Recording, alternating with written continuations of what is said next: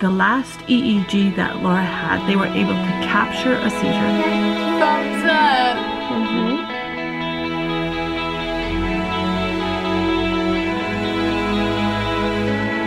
So you guys, are you ready to open some mail? So the kids are working with their teachers and their therapists, and I am waiting for a phone call from the neurologist. We're going to go over Lauralie's latest EEG, and we're going to do a follow-up on her 5-day stay at BC Children's where they did the video EEG. I know that they were able to capture a seizure, so I'm looking forward to hearing what the neurologist has to say.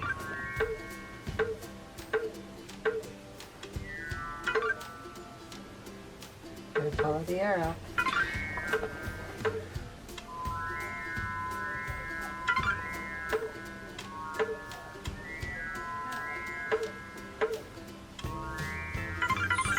And for Mom. Oh, we're plenty, Connor. 3 plus 2. 5.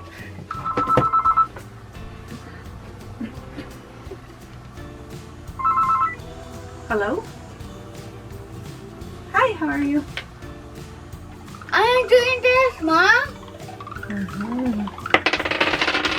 Oh. So what's 5 plus 1? And it was like right at the end. Like we were at the parking lot going in to get the wires taken off.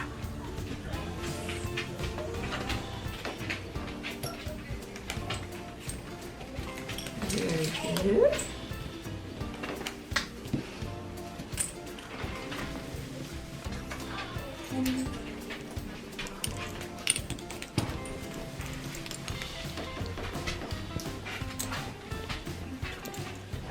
Awesome. Wow, Savannah. This one is hard. You can do it, I think. Just give it a try.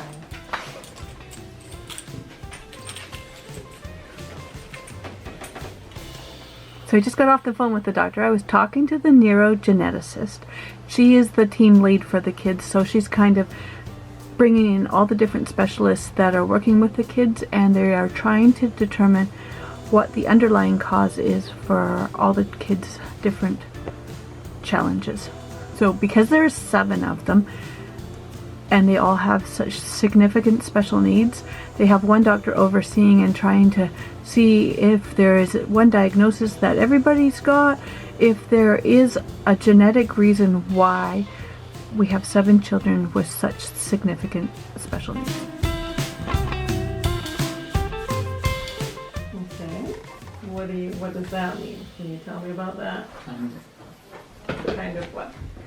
So we were talking about Laura's EEGs, and they've determined that Laura is having occipital seizures. So the occipital seizures is the back part of the brain that controls your sight. These types of seizures are hard to diagnose in the general population, but when you add the fact that Lauralie has an intellectual disability, it makes it that much harder to diagnose because she's not able to tell us what's happening. So that's why it's taken so long for the doctors to figure out where the seizure is coming from. They've known she's having a seizure, but where it's coming from has taken a while. And because it affects the occipital lobe, and as the seizure gets bigger, it can affect other parts of the brain, then the seizures are looking different. They're not always looking the same. So we know that occipital seizures aren't very common, that they affect the eyes the most, and as the seizure is bigger, it will affect other parts of the body. So Laura's probably seeing flashing lights or color changes or images in her eyes that she's not able to tell us, or even blindness that she isn't able to tell us.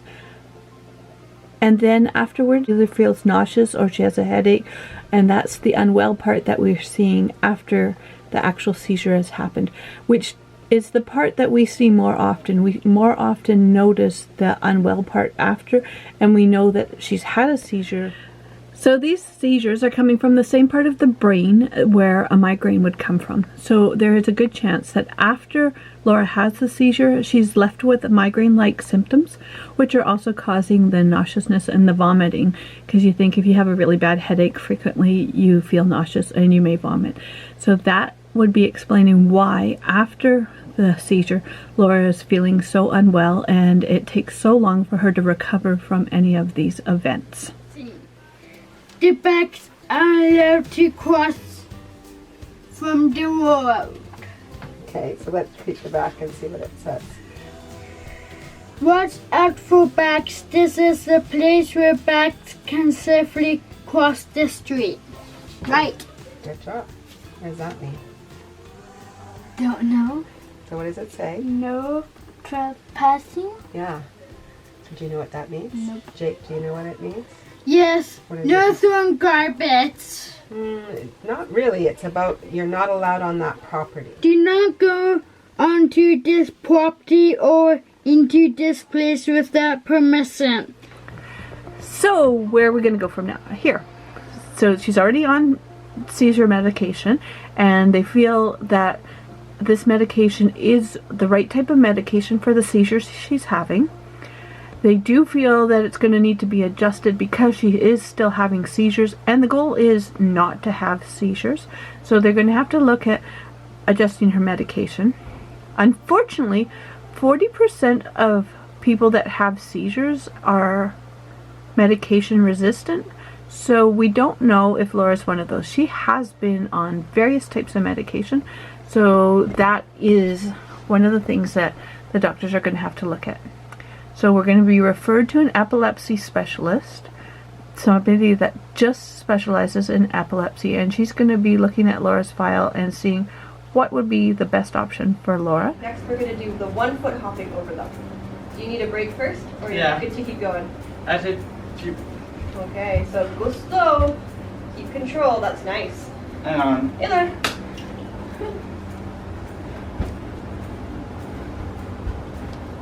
Ah, that one. Good job. Okay. You can do the other foot? I said,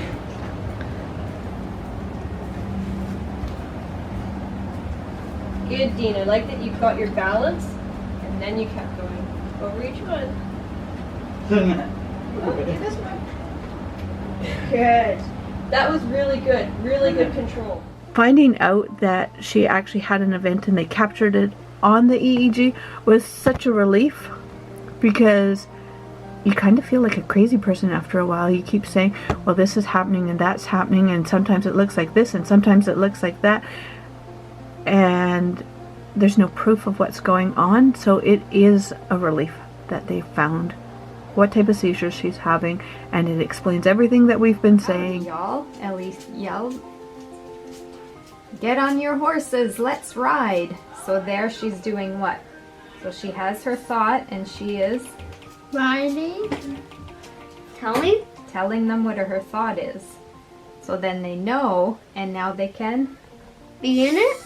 join the group plan, yeah. So they know the seizure part, so they also are going to be looking at the other parts. They're still doing genetic testing.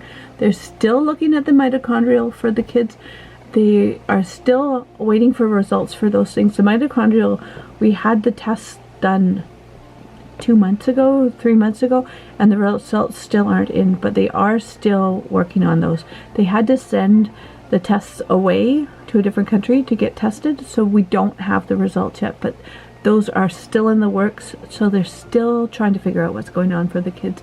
I am so thankful that they have the medical team that they have, because they aren't giving up and they keep investigating, and it feels like today we're actually one step closer. So I'm really happy that we're figuring out what's going on with the kids.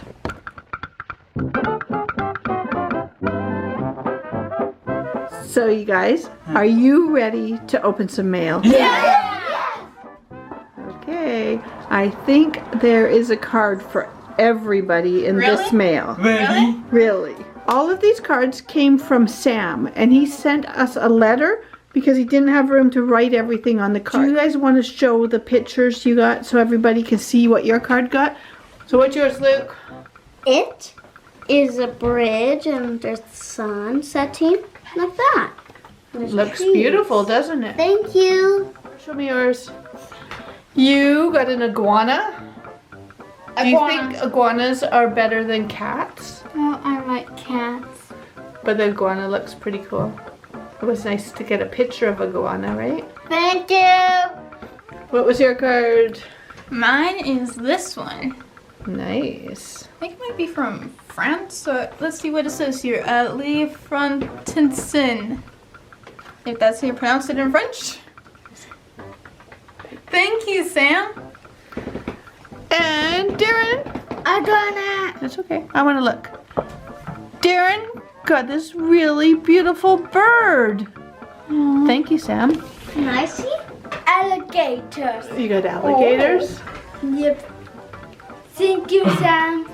What about I got an elephant. Oh, it looks like a cougar. It does look like a cougar. A And young that- one. Thank you. At a hotel.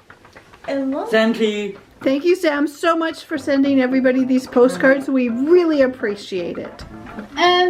Give a Thank thumbs you. up. And the best days ever. Thumbs up. Thank you. Thank you. Thank you.